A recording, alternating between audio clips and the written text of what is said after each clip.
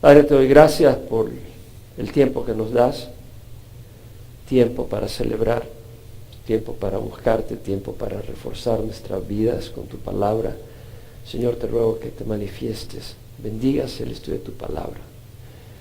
Bendiga nuestras vidas y nuestras vidas te honren, Señor, con tu ayuda. Te lo pedimos en nombre de Jesús. Amén. Señor le bendiga. Estamos estudiando la carta de Pablo a los filipenses. Pablo le escribe desde Roma en arresto domiciliario, con cadenas, esperando audiencia con el emperador. Audiencia con la corte para defender su fe cristiana, que él no era un revoltoso, que no era alguien que buscaba desestabilizar el imperio y que no era un buscapleitos, que las acusaciones contra él eran falsas, y todo eso daba la oportunidad de que él hablara de lo que era el evangelio. Eso le abría grandes puertas. Entonces Pablo está en arresto domiciliario, ahí por el año 60 al 62, estuvo 2 años ahí, desde ahí escribió las cartas carcelarias, Efesios, Filipenses, Colosenses y Filemón. Entonces vemos acá en el capítulo 1, versículo 12 al 19, vamos a tratar. Pablo dice: quiero que sepáis, hermanos, que las circunstancias han redundado en el mayor progreso del Evangelio, de tal manera que mis prisiones por Cristo se han hecho notorias en toda la guardia pretoriana y a todos los demás. Y que la mayoría de los hermanos, confiando en el Señor por causa de mis prisiones, tienen mucho más valor para hablar la palabra de Dios sin temor. Algunos a la verdad predican a Cristo aún por envidia y rivalidad, pero también otros de buena voluntad. Estos por amor, sabiendo que he sido designado para la defensa del Evangelio. Aquellos proclaman a Cristo por ambición personal, no con sinceridad, pensando causarme angustias en mis prisiones. Entonces, ¿qué? Que de todas maneras, ya sea fingidamente o en verdad, Cristo es proclamado, y en esto me regocijo, sí, me regocijaré, porque sé que esto resultará en mi liberación mediante vuestras oraciones y la suministración del Espíritu de Jesucristo. Pablo dice: quiero que sepáis, hermanos, que las circunstancias han redundado en el mayor progreso del Evangelio. De tal manera que mis cadenas por Cristo, la causa ahí está, si usted se da cuenta, con otro tipo de letra, porque no está en el texto original. Y no me gusta esa palabra, porque realmente el texto es por Cristo. Es más que por una causa, es por Cristo que Pablo estaba en cadenas. Por Cristo se han hecho notorias en toda la guardia pretoriana y a todos los demás. Bueno, la guardia pretoriana es una expresión que puede tener distinto significado, porque realmente la palabra ahí no es guardia pretoriana, sino pretorio. Y la palabra pretorio, voy a hablar un poco sobre eso. En la English Standard Version lo dice: I want you to know, brothers, that what has happened to me has really served to advance the gospel, so that it has become known throughout the whole imperial guard, and to all the rest that my imprisonment is for Christ. Entonces está diciendo through the whole imperial guard. En vez de guardia pretoriana, la English Standard Version dice la guardia del palacio, la guardia imperial, o sea, la guardia del imperio, la guardia, como quien dice, de la Casa Blanca.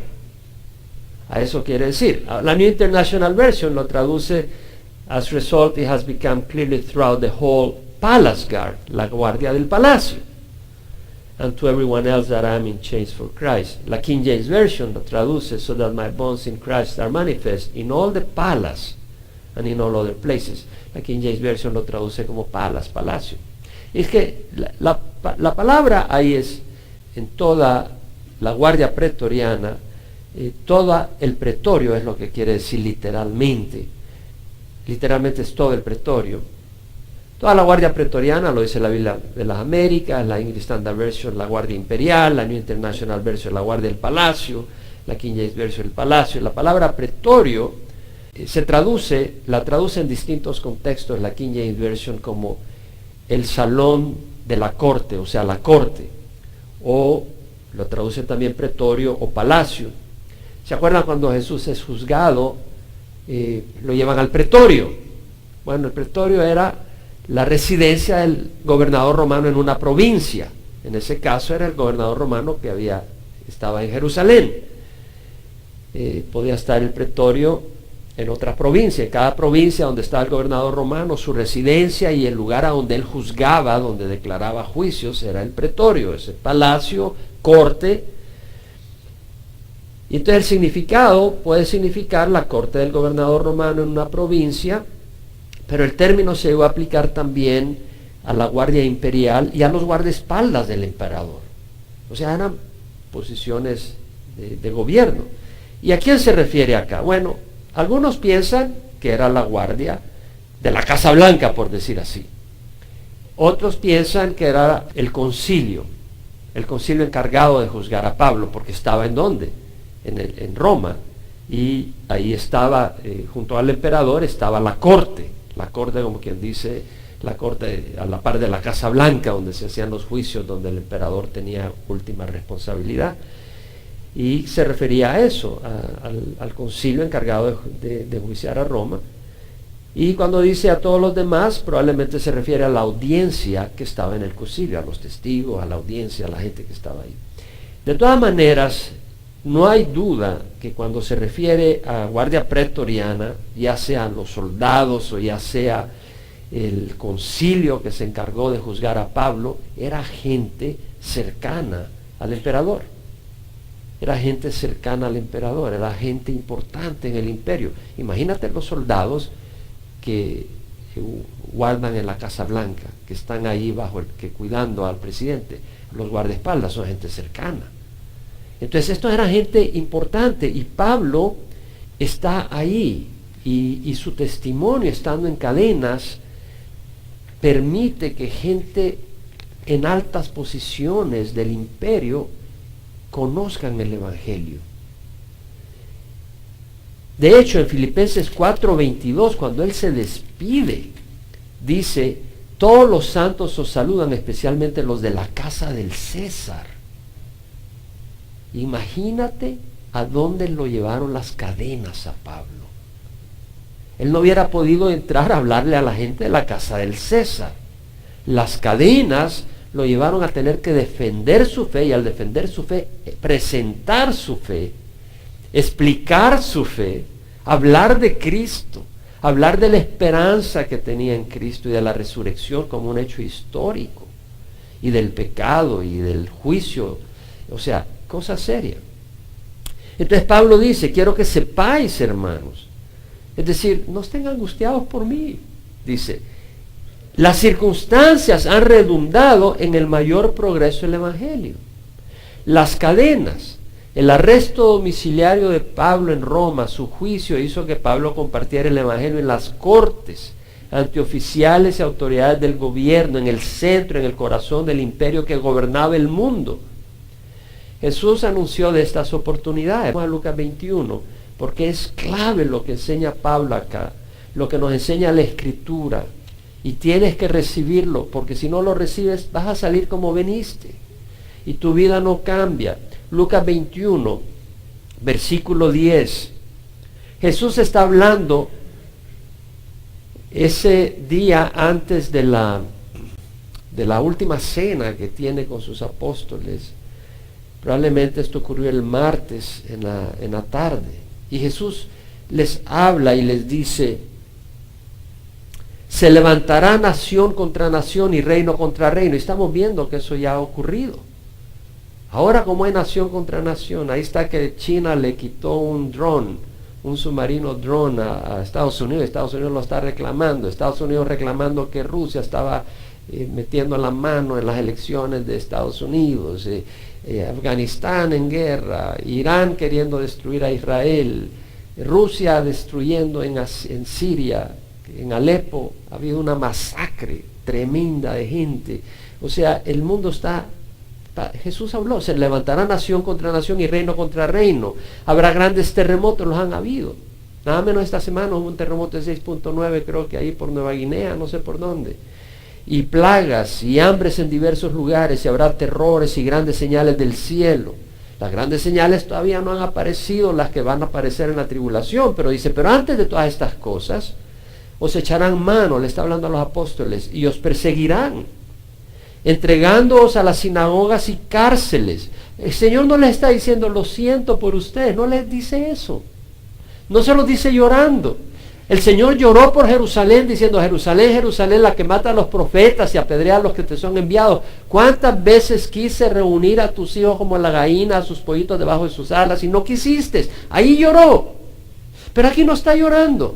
Y les está avisando que van a ser perseguidos, entregándolos a las sinagogas y cárceles, llevándolos ante reyes y gobernadores por causa de mi nombre.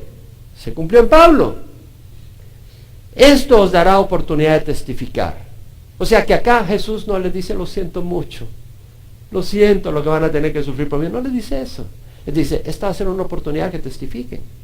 Por tanto, proponed en vuestros corazones no preparar de antemano vuestra defensa, porque vemos que Jesús no murió. Murió sí, pero resucitó y está vivo. Y Él bendice a su iglesia y alimenta y pone palabras en la boca de sus siervos y dice, yo os daré palabras y sabiduría que ninguno de vuestros adversarios podrá resistir ni refutar, pero seréis entregados aún por padres.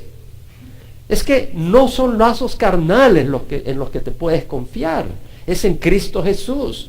O serás entregado aún por padres, hermanos, parientes y amigos, y matarán a alguno de vosotros. Y seréis odiados de todos por causa de mi nombre. O sea, vas a ser odiado, vas a tener rechazo aún dentro de tu misma familia. Sin embargo, ni un cabello de vuestra cabeza perecerá. ¿Qué está queriendo decir? Es decir, sufrirás, podrás morir, pero eso es temporal nomás. Por eso Jesús no dice, lo lamento, lo siento. No, Él no viene a compadecerse de nosotros, Él nos ama, Él se compadece de nuestra condición desesperada como pecadores y por eso vino al mundo a dar su vida por nosotros. Pero ¿qué vamos a sufrir? Nos identifica con Jesucristo, nos permite ser siervos del Dios viviente y dice, con vuestra perseverancia ganaréis vuestras almas. Jesús es claro, no te hagas para atrás, si me niegas yo voy a negarte, si me confiesas yo te voy a confesar. Jesús no anda cortando pelos acá. Aquí es claro lo que Jesús demanda para sus siervos. Entonces vemos que anuncia la oportunidad de que va a traer la persecución. La persecución va a traer oportunidad para el Evangelio y de eso se trata. Ve a 2 de Timoteo 4, 16, 18, donde Pablo vemos que al final de su vida habla también de oportunidad que tuvo. Y Pablo dice, en mi primera defensa nadie estuvo a mi lado, sino que todos me abandonaron, que no se les tenga en cuenta. Eso ofreció una oportunidad también. La oportunidad de Pablo de ser fortalecido cuando todo el mundo lo abandonó.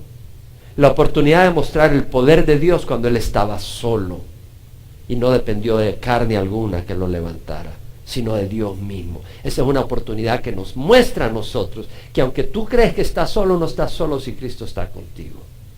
Entonces vemos que dice, en mi primera defensa nadie estuvo a mi lado, sino que todos me abandonaron, que no les tenga en cuenta, pero el Señor estuvo conmigo y me fortaleció, a fin de que por mí se cumpliera cabalmente la proclamación del mensaje. Eso era lo importante. El Señor estuvo conmigo y me fortaleció. ¿Para qué? ¿Para sacarme de ahí? No necesariamente. Para proclamar el mensaje y que todos los gentiles oyeran. Y fui librado de la boca del león. ¿Cómo fue librado? No se acobardó. Dios le dio fuerza. Cristo estuvo a la par diciendo, habla por mí, da tu vida por mí, persevera, sé valiente, sigue mis pasos. Y vemos acá que está Pablo diciendo, y el Señor me librará de toda obra mala y me traerá salvo a su reino celestial. Noviembre 10 del 2005. Dios me habló a mí en ese día y ahí escribí, eso va para mí. Recuerdo, ahí lo apunté. Esa palabra era para mí. El Señor me librará de toda obra mala y me traerá salvo a su reino celestial. A Él sea la gloria por los siglos de los siglos. Amén. De lo que se trata es traerle gloria a Dios. A Él sea la gloria. De eso se trata. Y si una circunstancia me da la oportunidad de testificar, bendita circunstancia. Y entonces vemos que necesitamos ojos espirituales para ver las oportunidades de Dios en las circunstancias que nos incomodan. ¿Podemos decir amén? Necesitamos ojos espirituales para ver las oportunidades de traer gloria a Dios en las circunstancias que nos incomodan. Pablo entendía que lo importante no era nuestra comodidad temporal, sino proclamar a Cristo y el Evangelio de salvación. Vaya a 2 Corintios 5:14. Pablo dice, el amor de Cristo nos apremia. Habiendo llegado a esta conclusión que uno murió por todos, por consiguiente todos murieron. Y por todos murió para que los que vivan no vivan para sí, sino para aquel que murió y resucitó por ellos. Son versículos que se han clavado en mi corazón. Porque son versículos que moldean y determinan y definen mi vida.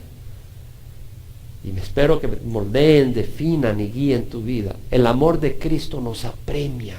El amor de Cristo, dice. Es decir, Pablo era motivado por el amor que tiene Cristo a las almas. Y también por el amor, ese amor que viene de Cristo. Ese amor viene de Cristo. El amor de Cristo nos apremia. Habiendo llegado a esta conclusión, que uno murió por todos. Cristo murió por todos. Por nosotros no nos pertenecemos. Uno murió por todos, por tanto todos morimos. Y por todos murió para que los que vivan no vivan para sí, sino para aquel que murió y resucitó por ellos. Entonces vamos a vivir para Cristo, no para tener una vida cómoda en este mundo, porque nuestra perspectiva es la vida eterna. Entonces vemos que Pablo está hablando del amor de Cristo. Ahora, el amor de Cristo que habita en nosotros porque hemos conocido el amor de Cristo. Si tú no conoces a Cristo y no has experimentado el amor de Cristo, no puedes dar el amor de Cristo. Ese amor de Cristo lo tenemos que conocer. Tú no puedes vivir por otros y ser motivado por el amor de Cristo si no has experimentado el amor de Cristo. Juan escribió, nosotros amamos porque Él nos amó primero. Primera de Juan 4:19. Juan 3:16, de tal manera amó Dios al mundo que dio a su Hijo unigénito, para que todo el que crea en Él no se pierda, mas tenga vida eterna. Dios envió a su Hijo a morir en la cruz. Judas lo traicionó. Esa circunstancia la usó Dios para que Cristo fuera a la cruz y de ahí brotara salvación para toda la humanidad. Una gran oportunidad fue esa traición. Sí, Judas en el infierno, porque él fue quien escogió traicionar al Señor. Pero Dios usó aún esa situación para traer salvación a la humanidad. Entonces puede haber gente que te haga daño, pero Dios puede usar esa situación para traer bien a otros. Tenemos que entender que Dios nos ama. En 1 Juan 3:1-2 dice, mirad cuán gran amor nos ha otorgado el Padre. Mirad cuán gran amor nos ha otorgado para que seamos llamados hijos de Dios. Y eso es lo que somos, por eso el mundo no nos conoce. Porque no le conoció a Él. Amados, ahora somos hijos de Dios y no se ha manifestado lo que habremos de ser. Pero sabemos que cuando Él se manifieste seremos semejantes a Él, porque le veremos tal como Él es. O sea, un día tendremos un cuerpo nuevo. Y lo más lindo que podemos experimentar en este mundo, ¿sabes qué es lo más lindo? No es dinero, es amor. ¿Podemos decir amén? Hay gente con mucho dinero miserable y hay gente con poco dinero lleno de amor. El amor es lo que más llena. ¿Podemos decir amén? Pero el amor en nuestro mundo natural entre personas pecadoras no se va a comparar con el amor que vamos a experimentar cuando el Señor venga por nosotros y tengamos un cuerpo redimido sin traza de pecado ni de egoísmo. Y el amor más cercano que se puede experimentar es el amor de una pareja que se ama apasionadamente sin egoísmo. Ese amor es apenas una sombra del amor que vamos a experimentar con Jesús cuando venga por nosotros. Vea Apocalipsis 19, versículo 6, la mitad del versículo, leemos, aleluya, porque el Señor nuestro Dios Todopoderoso reina. Va a haber un día donde Jesús va a reinar en este mundo. Él ahora está en control. Y Satanás no puede hacer nada que Dios lo permita, no lo permita. Pero Él permite que Satanás gobierne bajo su control. así como permitió que Judas traicionara a Jesús. Pero va a haber un día donde Jesús viene a reinar y venimos con Él. Entonces dice, aleluya, porque el Señor nuestro Dios Todopoderoso reina. Regocijémonos y alegrémonos y démosle a Él la gloria, porque las bodas del Cordero han llegado y su esposa se ha preparado. ¿Por qué darle la gloria a Él? Se trata de darle la gloria a Dios. ¿Pero por qué? Porque las bodas del Cordero han llegado. La boda del Cordero, es decir, nosotros, la iglesia, vamos a tener esa intimidad con el Señor, muy linda, muy profunda, que no se compara con ninguna intimidad que podamos experimentar en este mundo. Y una plenitud espiritual, porque somos seres espirituales, no solo somos potasio, calcio, sodio y hierro. Y dice, y su esposa se ha preparado, es decir, es gracias a que Dios ha ido trabajando en nosotros, que nos va preparando. Y a ella le fue concedido vestirse de lino fino, resplandeciente y limpio. ¿Cómo le fue concedido? Porque es Dios quien nos guía a hacer esas obras, porque dice, las acciones justas de los santos son el lino fino. O sea, así como una novia se viste con su vestido de novia, nosotros tendremos esas obras que van a adornar nuestra persona cuando el Señor venga por nosotros. Pero una vez más, vemos que Dios nos ama y nos ha creado para Él. Entonces Pablo entendía que no estábamos viviendo para este mundo, que tenemos algo maravilloso para el mundo que viene. Y no hay nada en este mundo que se compare con lo que Dios tiene para nosotros. Nada, absolutamente nada. Entonces, Pablo oraba para que la iglesia entendiera ese amor. Vete a Efesios 3, versículo 14. Pablo dice, por esta causa doblo mis rodillas ante el Padre de nuestro Señor Jesucristo, de quien recibe el nombre de toda familia en el cielo y la tierra, que os conceda conforme a las riquezas de su gloria ser fortalecidos con poder por su espíritu en el hombre interior. Necesitamos fortaleza en este mundo para ir contra la corriente de este mundo, contra las mentiras de este mundo, contra los impulsos de la carne pecadora, contra las tentaciones del diablo que quieren desviarnos, y que arraigados y cimentados en amor, seáis capaces de comprender con todos los santos cuál es la anchura, la longitud, la altura y la profundidad, y de conocer el amor de Cristo, que sobrepasa entendimiento, para que seas llenos hasta la medida de toda la plenitud de Dios. O sea, el conocer este amor nos va a capacitar para poder hacer la obra de Dios en este mundo. ¿Sí? Porque vamos a estar llenos de la plenitud del Señor. Y luego dice, y aquel que es poderoso para hacer todo mucho más abundantemente de lo que pedimos o entendemos, según el poder que obra en nosotros. Ese poder es el que resucitó a Cristo de la muerte. A Él sea la gloria en la iglesia y a través de Cristo Jesús por los siglos de los siglos. Amén. Entonces vemos de que lo que se trata es de darle gloria a Dios. Y el amor con que Dios nos ha amado debe de provocar en nosotros darle gloria a Dios, porque Él nos ha creado por su buen propósito y su beneplácito de bendecirnos. Entonces, vamos a Romanos 8, porque es tan clave. O sea, no podemos saltar estos versículos, porque tenemos que entender entonces que las circunstancias no son resultado de que Dios nos ignora o nos abandona, a menos que tú no conozcas a Dios y vives en pecado y en rebeldía. Pero si tú le perteneces al Señor, las circunstancias son oportunidades para traer gloria a Dios. Entonces, Romanos 8, Pablo lo dice, sabemos que para los que aman a Dios, todas las cosas cooperan para bien. Esto es para los que son llamados conforme a su propósito. ¿Cuál es su propósito? No es una vida placentera.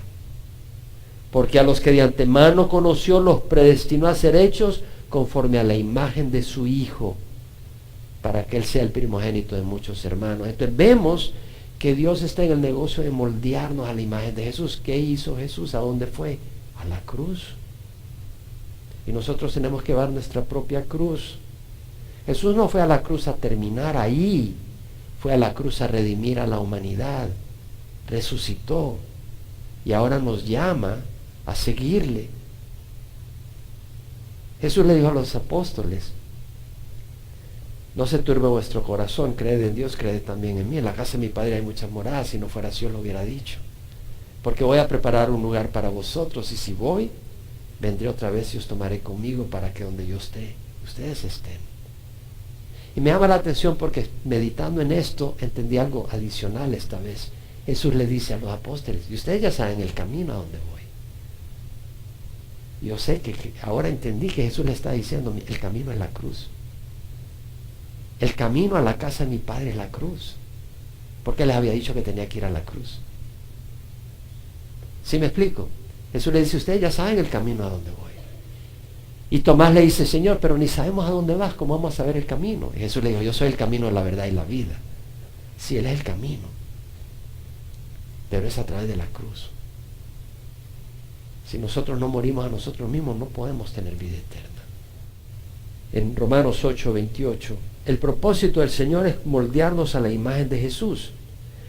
Y dice, y a los que predestinó, que somos nosotros, a estos también llamó. Y a los que llamó, a estos también justificó, nos declara justos. Y a los que justificó, a estos también glorificó, nos ha hecho hijos de Dios. ¿Qué diremos entonces? Si Dios está por nosotros, ¿quién estará contra nosotros? Dios está a nuestro favor, pero no para darnos una vida cómoda. Es para cumplir los propósitos para el cual nos llamó. ¿Quién acusará a los escogidos de Dios? Dios es el que justifica. Pero antes dice, el que no eximió ni a su propio Hijo, sino que lo entregó por todos nosotros, ¿cómo no nos concederá también con Él todas las cosas? El que no eximió a su propio Hijo, ¿es acaso Dios un Dios que odiaba a su Hijo unigénito? No. Pero no lo eximió. ¿Por qué? Porque nos ama. No lo eximió porque a través de la muerte de Jesús íbamos a tener nosotros vida y estar con Jesús resucitado y glorificado.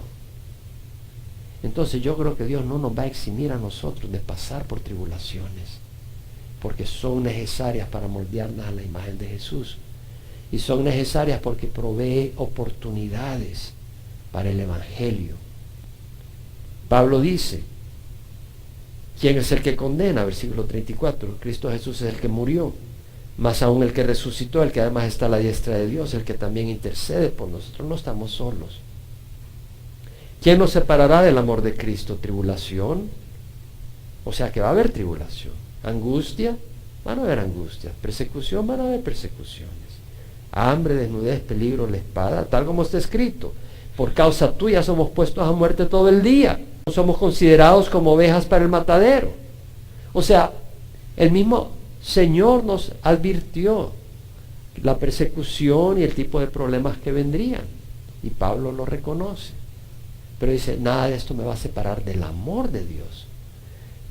En todas estas cosas somos más que vencedores por medio de aquel que nos amó. ¿Dónde está la victoria? No en que vamos a vivir una vida sin problemas, es que vamos a traerle gloria a Jesús en esa vida de problemas. Van a ser oportunidades para moldearnos a la imagen de Jesús y para lograr grandes propósitos de Dios. Estoy convencido que ni la muerte podemos morir por la causa de Cristo, ni la vida podemos sufrir en esta vida por la causa de Cristo, ni ángeles, ni principados, ni lo presente, ni lo porvenir, ni los poderes, ni lo alto, ni lo profundo, ni ninguna otra cosa creada nos podrá separar del amor de Dios que es en Cristo Jesús, Señor nuestro. Entonces, todo esto era bien importante, porque tenemos que poner en perspectiva. Pablo no buscó que tuvieran lástima de él. Él buscó que entendieran que sus circunstancias ofrecieron una gran oportunidad para el Evangelio. La perspectiva era correcta. Entonces yo les hago una pregunta y me la hago a mí misma, a mí mismo. ¿Qué oportunidad brinda para Cristo si alguien te insulta injustamente? Si estamos en la carne, no le da ninguna oportunidad a Cristo. No vamos a dar nada. Pero si nosotros estamos en el Espíritu y mostramos un amor y un poder sobrenatural, es una gran oportunidad para que la gente sepa que hay un Dios viviente. Y no está hablando en la carne, porque en la carne es imposible. Por eso es una oportunidad para Cristo, porque la carne no puede hacer eso. ¿Qué oportunidad brinda para Cristo si tienes cáncer? Es una gran oportunidad para mostrar que tú no tienes miedo porque tienes a Cristo. Que tú no tienes miedo a morir, porque el morir es graduarse e ir a la presencia de Dios, y eso es una gran alegría. Que tu fe es verdad, no es religión. ¿Cuál es la diferencia entre la religión y una relación con Cristo? El que tiene una relación con Cristo afrenta las cosas de una manera muy distinta que el que no tiene a Cristo. Y el que conoce a Cristo, porque tú puedes tener a Cristo, pero puede que no tengas la paz de Cristo. Cuando Jesús caminaba en el mar, ellos se asustaron. Y cuando vieron de que las olas se calmaban con su presencia, decían, ¿quién es este? ¿Quién es este que hasta las olas le hacen caso? Y por eso no tuvieron miedo posteriormente, después de la resurrección de Jesús, después de Pentecostés. Pedro fue a la cruz y murió.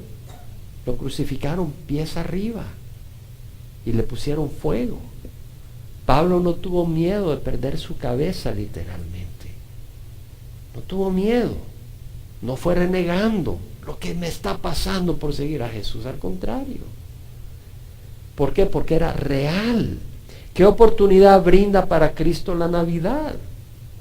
Para algunos es qué oportunidad brinda para mí para comer jamón, recibir regalos que quiero.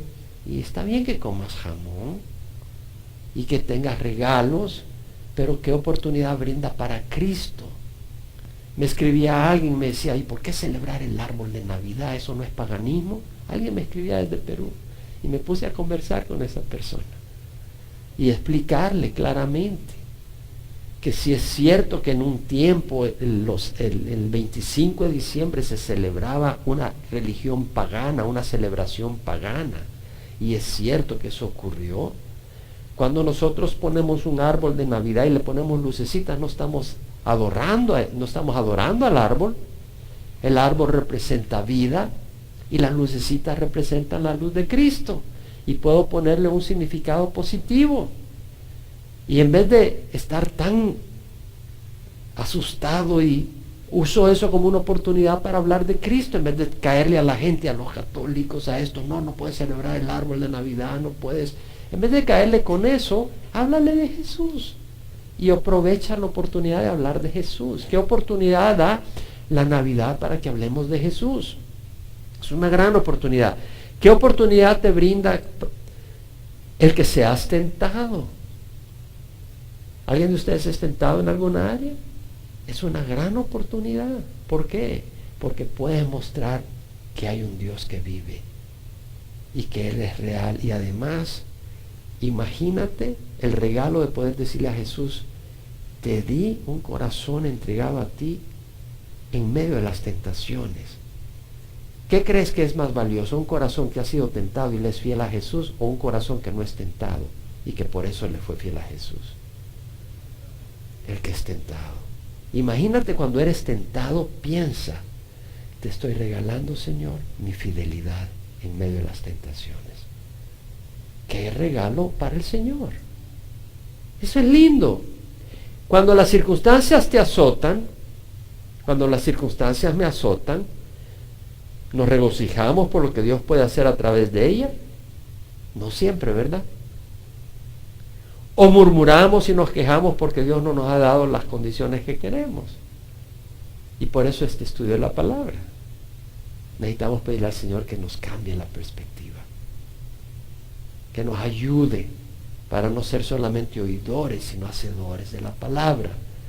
Dios usó las cadenas de Pablo para que pudiera ministrar a soldados élites del Imperio Romano.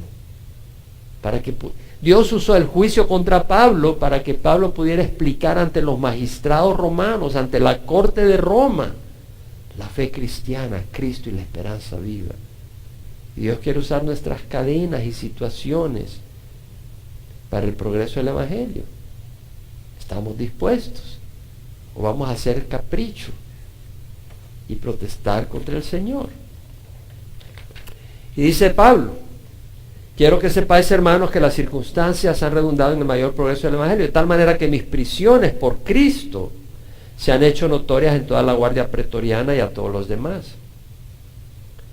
Las cadenas eran más que una causa.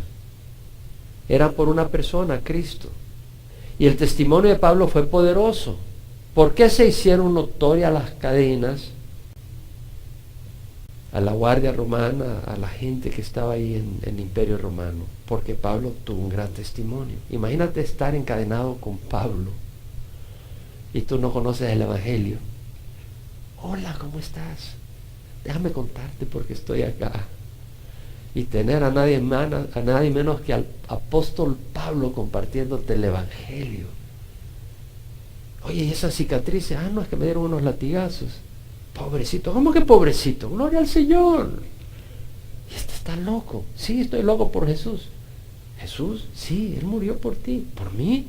Si ni me conoce. Ah, sí, Él fue el que te creó, mi amigo. ¿Me creó a mí? Imagínate tener a Pablo a la par tuya. Tienes a Jesucristo. En las circunstancias que tienes, en las cadenas que tienes, tienes a Jesucristo a la par tuya. Agarra una Biblia y dile que te hable a través de su Espíritu. Y tienes a Jesucristo a la par tuya. La mayoría de los hermanos, dice Pablo, versículo 14, confiando en el Señor por causa de mis cadenas, tienen mucho más valor para hablar la palabra de Dios sin temor. La mayoría de los hermanos, confiando en el Señor por causa de mis cadenas, tienen mucho más valor para hablar la palabra de Dios sin temor. Fíjate que dice la mayoría, no dice todos. No todo el mundo responde igual en el Evangelio. La parábola del sembrador. Una semilla cayó junto al camino, vinieron los pájaros, se la llevaron. Otra cayó entre pedregales. Produjo rápido la matita, pero salió el sol y se consumió. Otra cayó entre espinos, crecieron los espinos con la planta, el trigo. Y las preocupaciones de la vida, el atractivo de las riquezas, ahogaron. Pero otra cayó en terreno fértil. Una produjo 60 por 1, la otra 100 por 1. Entonces vemos acá que la mayoría de los hermanos, confiando en el Señor por causa de mis cadenas, tienen mucho más valor para hablar la palabra de Dios sin temor. Qué interesante. Confiando en el Señor por causa de mis cadenas. Es decir, en vez de aflojar la fe de algunos, el que estuviera encadenado Pablo, tuvo el efecto contrario. ¿Por qué? Porque pudieron ver la paz de Pablo. Pudieron ver que Pablo, en vez de estar conmiserándose a sí mismo y orando, en vez de estar mandando cartas de protesta contra el gobierno, simple y sencillamente aprovechó la oportunidad para predicar el Evangelio y mostrar amor. Ellos dijeron, pues la verdad es que lo peor que puede pasar es que nos maten. Mira a Pablo qué feliz está predicando. Y agarraron ánimo. Y otros dijeron, ya ves, ahora Pablo está encadenado, ¿quién va a ir a predicar? Pues yo soy un mal predicador, yo no sé ni hablar, pero si Pablo está encadenado, pues yo voy a ir. Y salieron a predicar, agarraron valor. La confianza, la determinación, la entrega y la valentía de Pablo inspiró confianza y valentía en otros.